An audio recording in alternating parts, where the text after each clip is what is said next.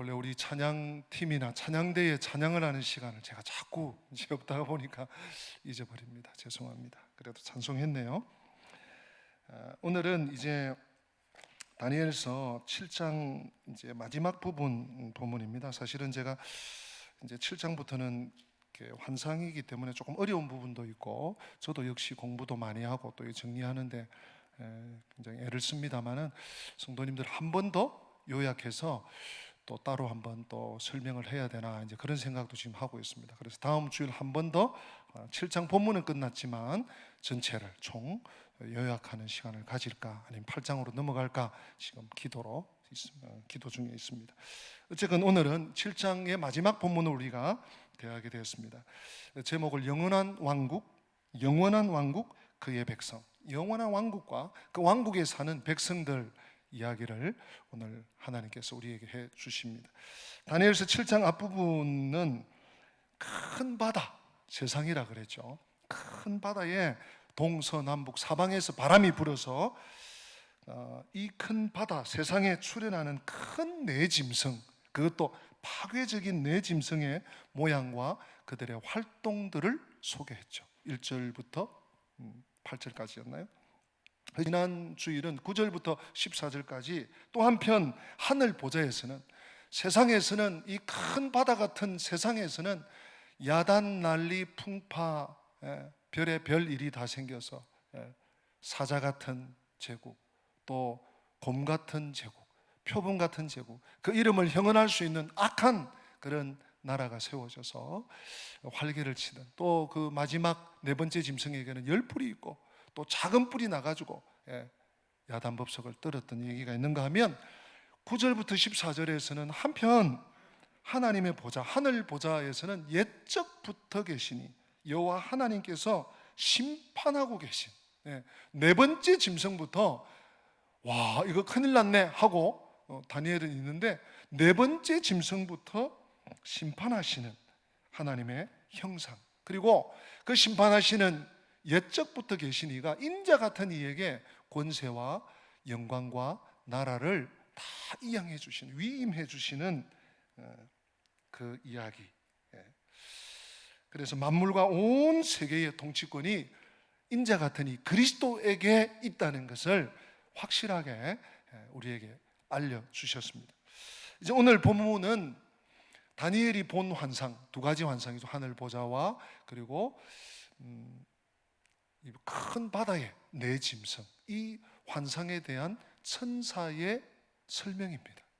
천사의 해석이죠.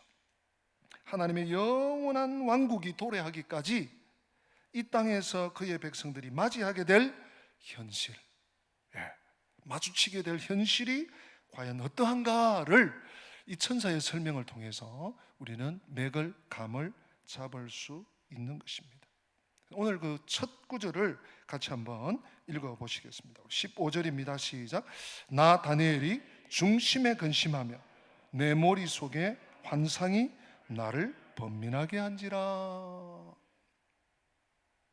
여러분, 다니엘은 지혜자입니다. 그냥 지혜롭구나, 지혜가 많네, 그 정도가 아니고요, 특별한 지혜자입니다. 그렇죠? 그리고 다니엘서를 기록한 선지자입니다. 그리고 아브라함, 모세, 다니엘, 의인의 반열에 드는, 성경에서도 의인의 반열에 드는, 아브라함과 모세와 다니엘이 내 앞에서도 내가 내 뜻을 바꾸지 않겠다 그랬던 대표적인 인물 중에 한 분이에요. 그런데 이 지혜자요, 선지자요, 의인의 반열에 있는 다니엘이 환상을 보고 번민을 해요. 근심을 해요. 그런가 하면, 자, 우리 28절 한번 더 읽어보십시다. 마지막 절이죠. 같이 읽습니다. 그 말이 이에 그친지라. 나 다니엘은 중심에 번민하였으며 내 얼굴빛이 변하였으나 내가 이 일을 마음에 간직하였느니라. 아멘. 지금 15절, 오늘 본문의 첫 구절, 하나님께서 열어주셨던 7장 1절에 벨사살 왕 원년에 하나님께서 꿈으로, 환상으로, 이상으로 보여주시고 기록하게 하신 그 환상 때문에 번민하고 근심했는데 이제 천사가 16절부터 설명해 줍니다. 요건 요렇고 내 짐승은 뭐고 또 넷째 짐승은 뭐고 뿔은 뭐다. 설명을 명쾌하게 들어요. 아, 그래요? 그렇습니까? 해야 되는데 다니엘이 뭐라고 합니까? 여전히 번민해요. 뜻을 몰라서가 아닙니다. 이 환상의 의미를 몰라서가 아닙니다. 우리는 여기 다니엘의 번민에 조금은 유의해야 할 필요가 있습니다. 물론 이제 하나님의 계시를 받는, 하나님의 그 엄중한 계시를 받는 것 자체가 선지자로서의 번민거리가 될 수도 있겠지만, 하나님께서 이 계시를 주실 때 그냥 너희들 알아라 이러고 끝나는 것이 아니라는 것입니다. 우리의 삶이 묻어가야 되고 그 안에 우리가 부대끼면서 살아내야 되는 그런 어려움이 있다는 것이죠. 다니엘은 그것을 본 듯합니다. 그것을 느끼는 듯합니다. 다니엘은 세상의 멸망과 그 가운데 하나님의 백성들이 맞이하게 될 그 현실, 그 결과들 때문에 번민한 것이 아닌가 생각을 하게 됩니다. 오늘 이런 다니엘의 번민과 함께 오늘 본문을 사실 좀 앞뒤 없이 한 절 한 절 차례차례 지난주일까지처럼 그렇게 하지 않고 조금 앞뒤를 넘나들면서 한 두 가지 각도에서 오늘 크게 하나님의 은혜를 나누려고 합니다.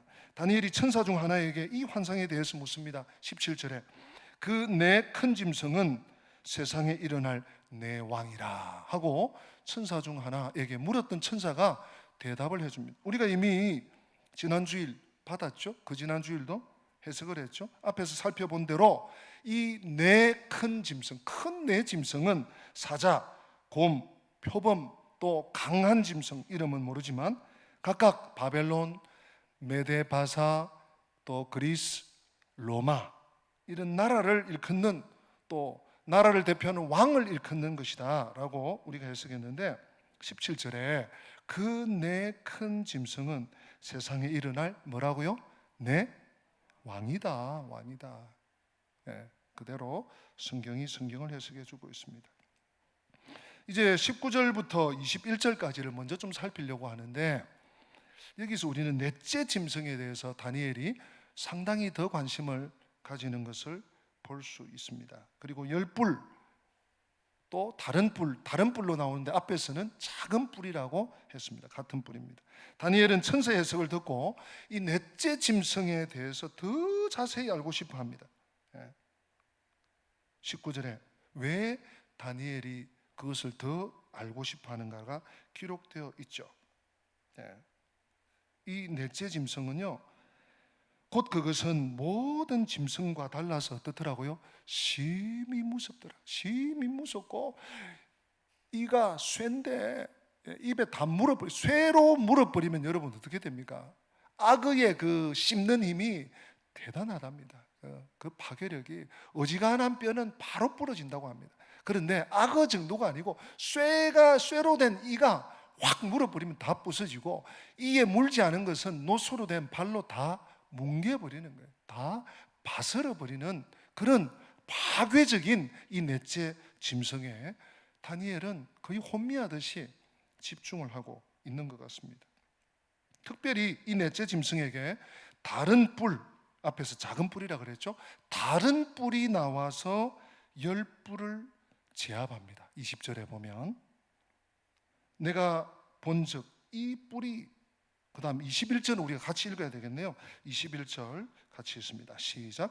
내가 본즉 이 뿔이 성도들과 더불어 싸워 그들에게 이겼더니. 아멘. 여기 누가 나옵니까?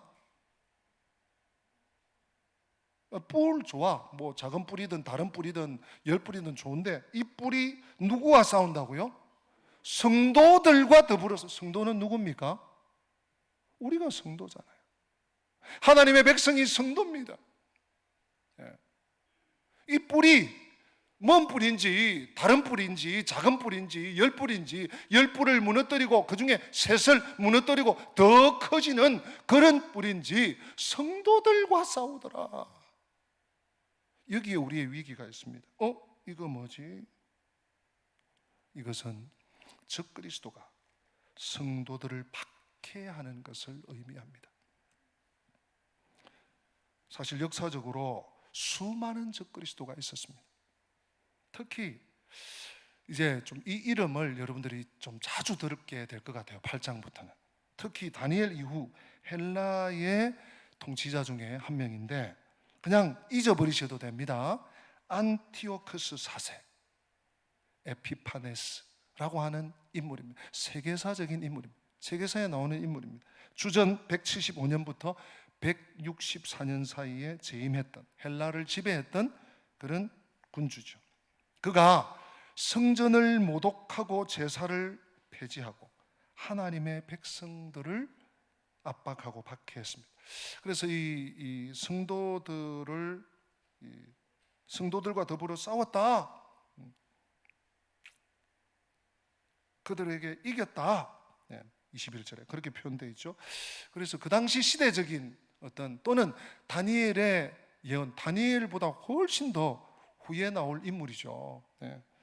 이 역사가들이나 주석가들, 주예가들은 에피파네스가 아니겠나, 안티오쿠스 에피파네스가 아니겠나 이렇게 적그리스도를 지목하기도 합니다. 그런가 하면 교회를, 성도들을 핍박하고 압제하고 성도들을 이겨나가는 자들이 어떤 자들이 있습니까? 로마 황제들 역시 그리스도의 복음이 전파되는 것을 방해했습니다. 신자들을 극심히 박해했습니다. 믿는 자들의 확산을 막으려고 했습니다. 그 외에도 세계사에는 수많은 적그리스도가 존재했습니다. 이 다른 뿌리, 앞에 나왔던 작은 뿌리, 성도들을 계속 박해할 것을 오늘 지목하고 있습니다. 그래서 다니엘이 여기에 집중을 하는 거죠. 신경이 쓰이는 거죠. 천사 해석이 이제 이어집니다. 넷째 짐승과 작은 뿔에 대해서 조금 더 심도 깊게 이제 들어가겠습니다. 23절부터 25절인데요. 23절, 24절에 넷째 짐승은 땅의 넷째 나라인 로마입니다. 그렇죠? 로마입니다. 그 나라는 다른 나라들과 다릅니다. 온 천하를 삼키고 밟아 부서뜨립니다. 이로 물어버리고 물리지 않으면 밟아버리고 밟고 지나가 버려요. 부서뜨려 버려요. 이것은 무엇을 의미하고 상징하는가 하면 로마가 강력한 힘으로 세상을 파괴하고 지배하는 것을 지적하는 것입니다. 의미하는 것입니다. 그런데 여기서 로마는 물리적인 한 나라에 국한되지 않는다는 데 있습니다. 제가 지난주일도 말씀드렸죠. 그것은 이 로마라는 것은, 넷째 나라라는 것은 모든 적그리스도와 그를 추종하는 세력의 총합으로 표현되었다라고 보시면 됩니다. 그냥 로마 시대 주전 한 100몇 년부터 막 700년 가까이, 6, 700년 가까이를 지배했던, 해가 지지 않았던 나라 로마, 그 시대에, 천년 되기 전에 그 시대 또 그 지역에 로마에 국한되는 것이 아니라 오고 오는 시대에 하나님을 거역하고 하나님을 거스리고 하나님의 성도, 하나님의 백성들을 제압하려고 하는 복음의 이 전파를 막는 악한 모든 세력들을 총칭하는 것입니다. 다시 말해서 로마라고 일컬어지는 세력은 적그리스도를 전체를 상징한다고 보시면 됩니다. 이 넷째 나라, 열불, 작은 불, 오늘 본문에 나오는 다른 불, 같은 의미라고 보시면 됩니다. 자, 그런 의미에서 이제 25절, 오늘 제가 좀 중점적으로, 중심적으로 좀 살펴보려고 하는 구절이 25절이에요. 우리 25절을 다 같이 한번 읽어보시겠습니다. 시작. 그가 장차 지극히 높으신 이를 말로 대적하며 또 지극히 높으신 이의 성도를 괴롭게 할 것이며 그가 또 때와 법을 고치고자 할 것이며 성도들은 그의 손에 붙임 바 되어 한 때와 두 때와 반 때를 지내리라. 아멘. 이 25절 본문이 7장에서 가장 난해한, 또 그리고 7장의 내용을 전체 다 섭렵하는 그런 중심된 구절이 아닐까 생각을 합니다. 이 25절은 한마디로 적그리스도의 활동을 구체적으로 묘사한 구절이에요. 적어도 4가지 활동을 합니다. 4가지 활동. 그걸 조금씩 제가 설명을 해드리겠습니다. 첫째는 지극히 높으신 이를 뭘로 대적한다고요? 말로 대적한다. 적그리스도가 하나님을 향해서 신성모독의 말, 여러분 말이라고 해서 소리로 외쳐지는 것만 말이 아닙니다. 글로 써질 수도 있고요, 어떤 기구가 될 수도 있고 어떤 기관이 될 수도 있습니다. 하여튼 하나님을 향해서 신은 없어, 신은 죽었어, 신은 가짜야, 거짓말이야, 성경은 다 소설이야, 이런 말, 이런 사상, 이런 기구, 이런 단체, 특별히 말도 포함되겠죠. 신성모독적인 말로 하나님을 대적하는 것을 말하는 것입니다. 자, 좀 몇 가지만 예를 들겠습니다. 그냥 지나가면서 지난 6월 29일 국회의원 10명이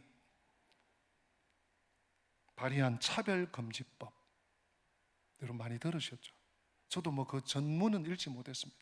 그 안에 들어있는 소위 남성과 여성을 제외한, 하나님은 창조 질서 속에 아담과 하와 에덴 동산에 하나님의 형상을 따라 아담을 만드시고 그 갈빗뼈로 여자를 만드셨어요. 그리고 하나님이 결혼을 시켜주셨어요.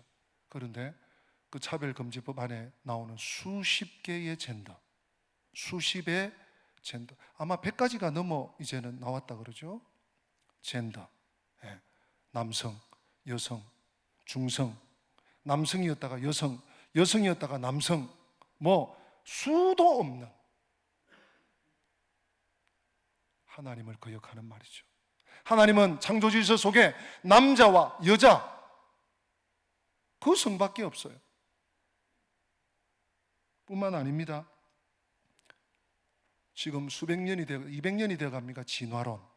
하나님 창조 질서를 창조로 모든 만물을 만드셨는데 진화가 됐대. 모든 것이 진화로 됐대. 진화론. 하나님을 대적하는 말입니다. 에큐메니칼이라는 이름으로 종교다원주의, WCC, 모든 종교가 다 구원이 있다. 어떻게 예수만 믿어야지 구원을 받느냐? 모든 종교의 길은 하나다. 천주교와 불교와 유교와 모든 이슬람과 모든 것이 믿기만 하면 다 하나다. 종교 통합을 노리는 그런 세력들, 이단들, 과거로부터 오늘날까지 얼마나 많은 이단들이 나왔습니다. 이단의 교주들, 내가 보혜사다, 내가 하나님이다, 내가 하나님 아버지다, 내가 하나님 어머니다 하는 이단과 사이비 종파의 교주들, 이게 다 뭡니까? 지극히 높으신 이를 말로 대적하는 적그리스도의 범주에 들어가는, 적그리스도가 하나 둘이 아닌 것이죠. 그 다음 오늘 우리가 좀 더 관심을 가지게 되는 두 번째, 어떤 짓을 합니까? 25절에 이 적그리스도가요, 성도를 괴롭게 할 것이며, 성도를 괴롭게 한다. 그냥 단순히 육체적인 핍박을 가하고 고문을 하고 못 살게 굴고 매를 때리고 곤장을 치고 굶기고 고문을 하는 그 차원만 얘기하는 것이 아닙니다. 여러분, 성도들을 박해하여 성도들이 하나님을 믿지 못하게 하는, 여러분, 우리가 정말 하나님을 아는 것이 복이고 하나님께 나아가는 것이 복이고 하나님을 찬송하는 것이 영광이고 복인데 하나님께 나아가지 못하게 만들고 있어요. 오늘 이 코비드-19이 음모라는 얘기도 읽고 있습니다. 정확히 아직까지 밝혀지지 않았지만 하나님께 예배하지 못하게 만들고 있어요, 오늘 이 시대가. 그래서 성도의 삶을 제대로 살아가지 못하게 만드는 그런 모든 획책, 기관, 그것이 바로 성도를 괴롭게 하는 것입니다. 이 적그리스도가 하는 중요한 일 중에 하나죠. 술책이죠. 또 무엇입니까? 때와 법을 고치고자 할 것이며 그랬습니다. 이것은 축제일과 법을 고친다, 이런 뜻이에요. 교회가 하나님을 예배하기 위해서, 하나님께 감사하기 위해서, 하나님을 경배하기 위해서 지키는 날들, 주일, 절기, 나아가서 하나님의 말씀인 영원한 진리의 복음인 성경을 난도질하고 없앤다는 얘기입니다. 무서운 얘기죠. 우리는 좀 가난하고 좀 헐벗고 좀 불편하고 이런 것 때문에 가슴을 칠 것이 아니라 오늘 하나님을 대적하고 하나님의 법을 고치려고 하고 하나님의 말씀을 난도질하는 이 시대를 향해서 우리는 가슴을 쳐야 합니다. 나아가서 다니엘은 적그리스도의 활동 기한을 말합니다. 그것은 한때와 두때와 반때입니다. 다 더하면 몇 때입니까? 한때 더하기 두때 더하기 반때, 세때 반입니다. 7년 대환난 중에 반입니다. 이 한때와 두때와 반때에 대한 상당수의 학자들은 이 기간을 앞에 말씀드린 안티오코스 4세 에피파네스가 주전 167년 12월 6일에 성전을 모독한 이래서부터 유다의 경건한 마카비가 주전 164년 12월 14일에 성전을 청결하게 하고 다시 봉헌하기까지의 기간을, 즉 3년 8일 정도의 기간을 대입을 시킵니다. 그것이 맞다, 아니다, 꼭 그렇게 말할 필요는 없을 것 같습니다. 3년 6개월인데 3년 반인데 3년 8일 아니냐. 안티오코스가 고전부터 막 노력하고 이런 걸 포함하면 끼워 맞춘다면 3년 6개월이 될 수 있겠죠. 그것도 그런 설이 있다라는 것을 이해하시면 좋겠고요. 다니엘서 8장에서 우리가 조금 더 자세히 볼 수 있겠지만 다니엘서 8장 이하에서 계속해서 안티오코스 4세 에피파네스가 만행을 저지른 기간을 언급합니다. 그가 매우 위협적인 인물이라는 사실을 성경이 거듭거듭 강조하고 있습니다. 따라서 우리는 안티오코스 그는 제치고 단순히 이제 뭐라고 할까요? 약간 온건한 해석만 받아들일 것이 아니라 이렇게 보시면 좋겠어요. 이 천사가 안티오코스 4세 에피파네스의 만행 기간을 필두로 해서 적그리스도의 활동이 이제 시작되는데 길지 않을 것이다. 3년 반, 한때 두때 반때, 길지 않는 기간이다. 하나님이 그 기간을 정해 놓으셨으므로 성도들은 이 기간을 참고 견디고 인내하고 기도로 이겨내야 된다, 이렇게 보는 것이 좋습니다. 이제 이런 기간들이 7장에서 12장 다니엘서 우리 보면서 좀 나올 텐데요. 이런 겁니다. 다니엘서 8장에 나오는 2300주야, 9장에 나오는 한일에, 12장에 나오는 또 한때 두때 반때, 또 12장에 나오는 1290일, 1335일, 요한계시록의 42달, 1260일. 나중에 그곳에서 살펴보겠지만 이런 표현들은 한마디로 여러분들이 이렇게 생각하시면 되겠습니다. 모두 강한 메시지를 가지고 있는 것이 사실입니다. 적그리스도가 활동하는 기간이 길지 않다. 하나님이 정한 기간만 설친다.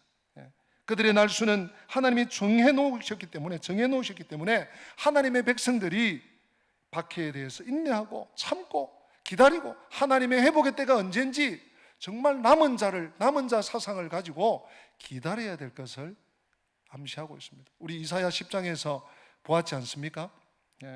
남은 자의 삶을 살아야 돼요. 여호와를 진실하게 의지하고 하나님께 돌아가고 회개하고 하나님의 말씀을 끝까지 붙잡고 의지하고 믿음으로 순종하는 삶.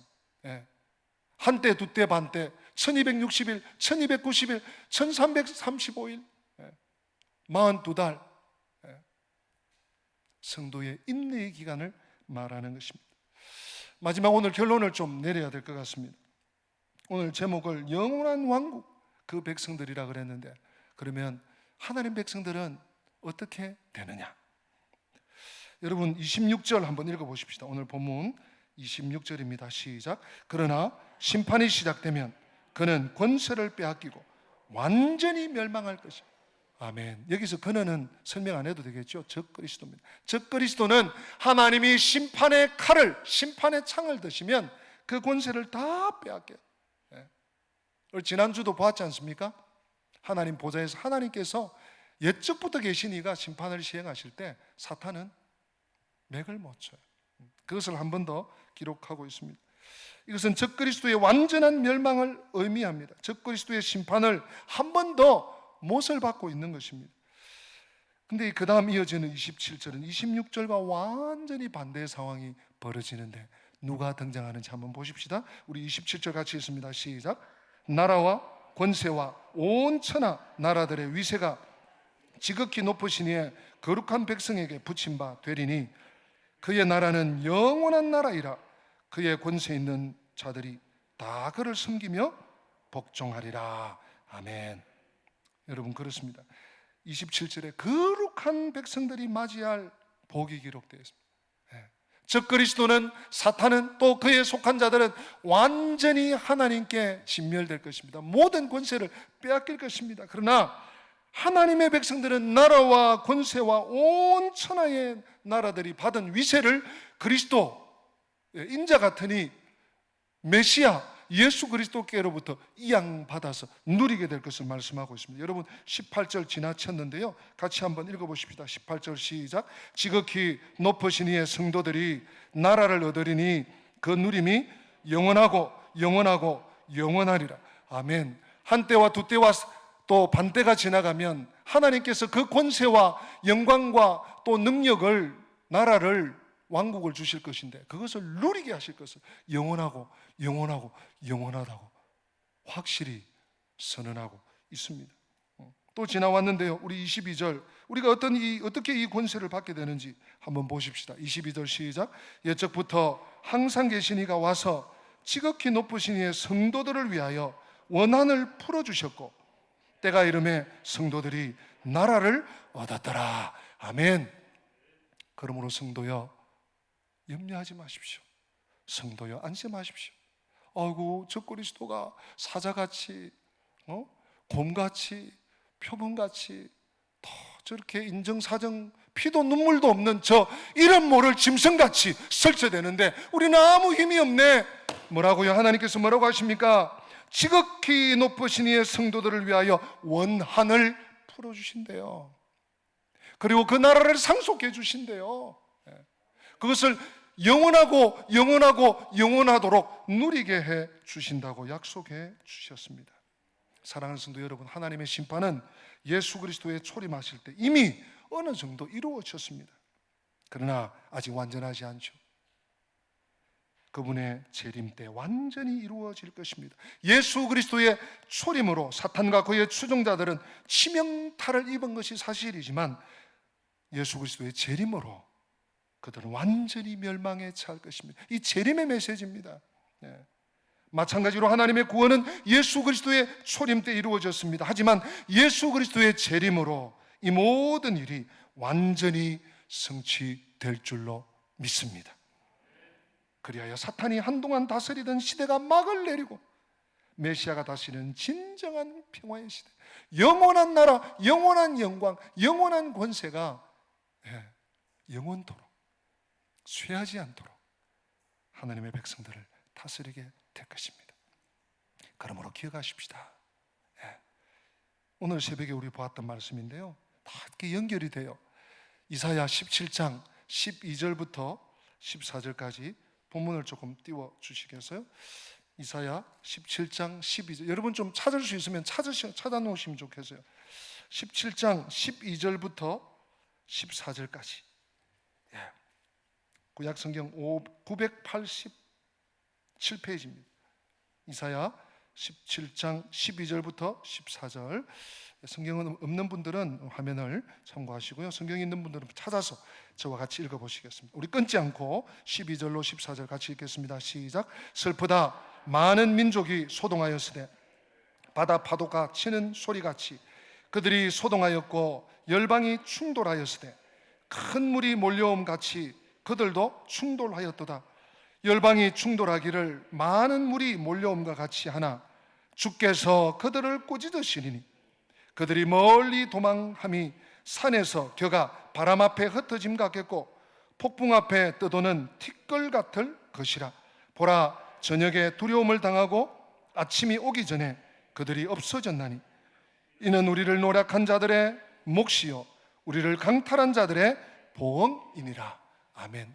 사랑하는 성도 여러분, 앞으로 시간이 가면 갈수록 이 적그리스도가, 사탄의 왕국이, 자신들의 멸망이 가까움을 볼수록 더욱 괴성을 지를 것입니다. 더 큰 소리를 칠 것입니다. 더 큰 힘을 발휘할 것입니다. 그러나 오늘 이사야서 17장에 뭐라고 합니까? 너희들아, 사랑하는 자들아, 내 백성들아, 열방들아, 들으라. 그들의 태풍 소리, 그들의 바람 소리, 그들의 물 소리 티끌같이 여겨라. 바람에 날리는 겨같이 여겨라. 광풍에 날려가는 티끌같이 여기라. 그리고 무엇에 주의하라고 말씀하고 있습니까?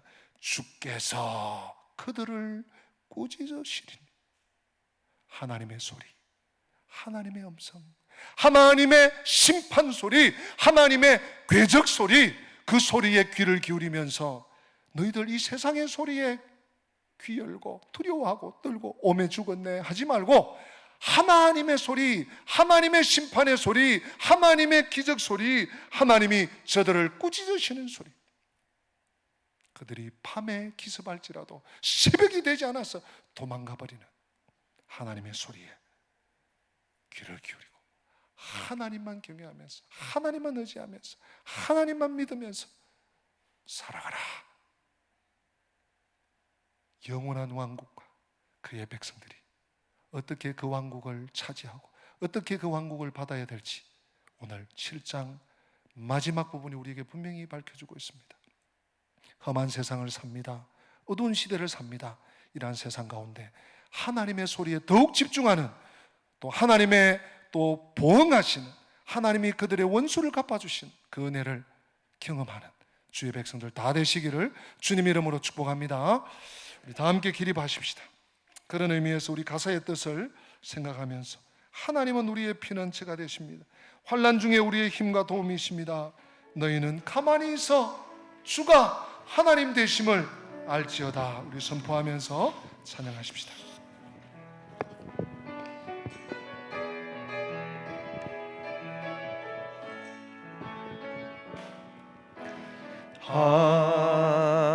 하나님은 우리의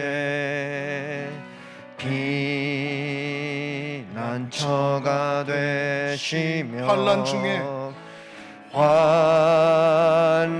중에 우리의 힘. 우리 다시 한번 고백하십시다. 하나님은 우리의 피난처. 하나님은 우리의 피난처가 되시며 환난 중에 우리의 힘과 환난 중에 우리의 힘과 도움이시라. 힘과 도움이시라. 우리 고백하십시다.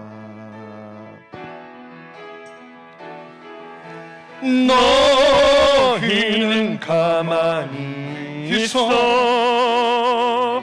주가 하나님 되말지어다. 열방과 세계 가운데 주가 높임을 받으리라. 사랑합니다 내 아버지, 사랑합니다 내 아버지. 찬양합니다. 찬양합니다 내 온 맘 다하여 선포합니다. 예수 그리스도 주님 오심을 기다리며.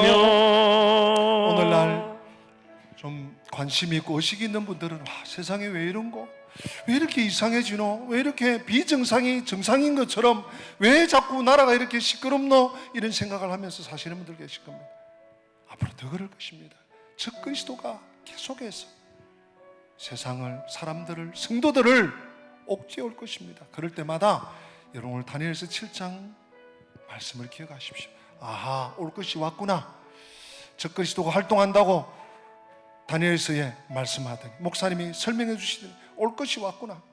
우리는 하나님을 의지하고 남은 자의 정신으로, 남은 자의 신앙으로 정말 하나님을 진실되게 경외하고 하나님만 의지하고 하나님께로 돌아가고 회개하고 하나님 말씀을 붙잡고 믿음으로 한 걸음 한 걸음 여념없이 쩌벅쩌벅 걸어갈 때 승리가 우리에게 약속되어 있습니다. 하나님, 이 믿음 저에게 주시고 흔들리지 아니하도록, 뒤돌아서지 않도록 주님 믿음과 성령으로 충만케 하여 주시옵소서. 오늘 받은 말씀 마음에 새기면서 1, 2분 동안이라도 간절히 여러분들 기도하십니다. 하나님 아버지 사랑과 은혜가 감사합니다. 풍성하신 하나님 오늘 이 아버지 아침 감사합니다. 저희들에게 말씀해 주시고 오늘도 주의 아버지 이 말씀을 변화무쌍한 듣고 세태, 하나님 한 주간 하나님 또 아버지 하나님 사탄이 말씀 붙잡고 살아갈 아버지 때에 넷째 하나님 그 짐승이 말씀의 하나님 능력이 열 뿌리 우리의 삶을 다른 덮어지게 하여 뿌리 주시옵소서. 작은 뿌리 그 적 말씀에 그리스도가 인도함 활동하는 받는 이 하나님 우리의 세태를 삶의 모습들이 저희들이 보아옵니다. 온전히 하나님께 하나님 영광을 또한 드리고 부족함이 보아왔습니다. 없는 우리의 이 세태 삶과 가운데 믿음의 모습들이 하나님 되어질 수 아버지 있도록 저희들이 주님 어떻게 인도하여 살아야 되는지, 주시옵고 어떻게 하나님 또 우리 인생 대처하고 가운데 무엇을 하나님만이 바라보고 우리의 피난처가 무엇을 되시며 붙잡고 환란 중에 기도하며 우리의 살아야 힘과 되는지 도움이시라는 하나님 그 말씀해 주시니 고백에 그 감사합니다. 믿음이 하나님 아버지 우리의 중심을 삶으로 잃어버리지 인도하여 않게 주시는 하시고 하나님 두려워하지 공명하기 않게 부족함이 없는 세상의 우리의 믿음의 소리에, 삶이 되어질 수 바람 있도록 같은 주님 소리에, 인도하여 물결 주시옵소서. 같은 소리에 선포되어지는 그 흔들리지 말씀을 않도록 통하여 하나님 다시 한번 도와주시기 하나님 원합니다. 우리 모든 생사와 인생들 하나님 화복을 돌아보시는 주장하신 하나님 그 아버지, 하나님 더욱더 모든 의지하고 만물을 하나님의 통치하시고 하나님 그 능력의 권능하신 팔의 그 하나님 손길을 그 다시 한번 앞에 우리가 믿음으로 발견하여 하나님 아버지 붙잡고 무릎 나아갑니다. 꿇고 하나님 고개 함께하여 주께 주시옵소서. 돌이키는 저희들 되시고 도와주시옵소서. 성령님 인도하여 주시옵소서. 함께하여 주시옵소서. 하나님 아버지, 만물의 찌개 같은 저희들을 무엇이간데 영원한 왕국의 백성으로 삼아주시고 하나님 백성으로 이 땅을 살아갈 수 있도록 은혜 베풀어 주심을 감사합니다. 그런데 저희들이 주위를 조금만 돌아보면 왜 그렇게 소란하고 혼란하고 혼미하고 시끄러운지요. 하나님, 오늘 이사야 17장 12절로 14절의 시대를 우리가 맞이하는 것 같습니다. 하나님, 혼미하고 하나님 아버지 건불들이 날리고 초계들이 날리는 아버지 하나님, 이러한 세태 속에 우리는 무엇에 귀 기울여야 되는지, 무엇을 참으로 두려워해야 되는지 오늘 다니엘서 7장 후반부를 통해서 말씀해 주셔서 감사합니다.